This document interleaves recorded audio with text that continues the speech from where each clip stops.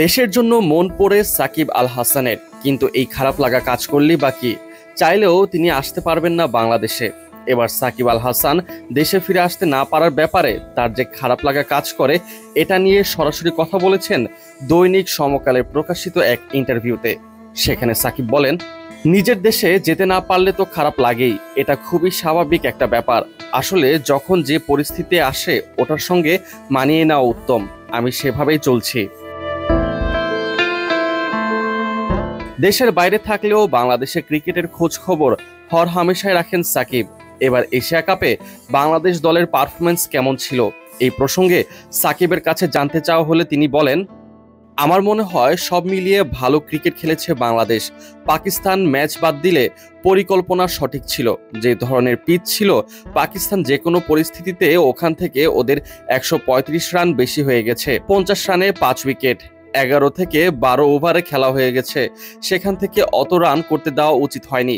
আমার মনে হয় ফিল্ডিংটা অনেক ভুগিয়েছে বাংলাদেশকে। ক্যাচগুলো না ফেললে পাকিস্তানের 70 রানে 7 উইকেট হয়ে যেত।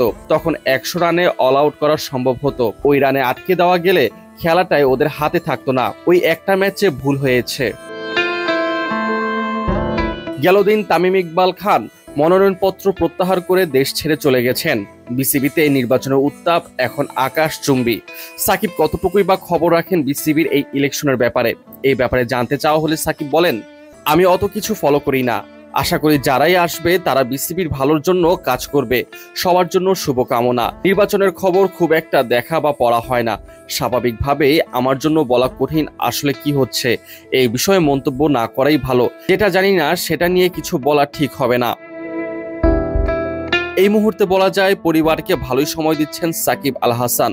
সাকিব অন্যান্য যে কোনো সময়ের চেয়ে এই সময়টা একটু বেশি উপভোগ করছেন। এই ব্যাপারে তিনি বলেছেন, হ্যাঁ, এখন অনেক সময় পরিবারের সঙ্গে থাকা হচ্ছে।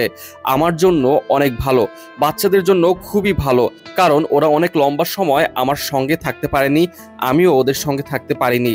সেই জায়গা থেকে এখন অনেক সময় থাকতে পারছি, পরিবারের এই সঙ্গ অনেক উপভোগ করছি।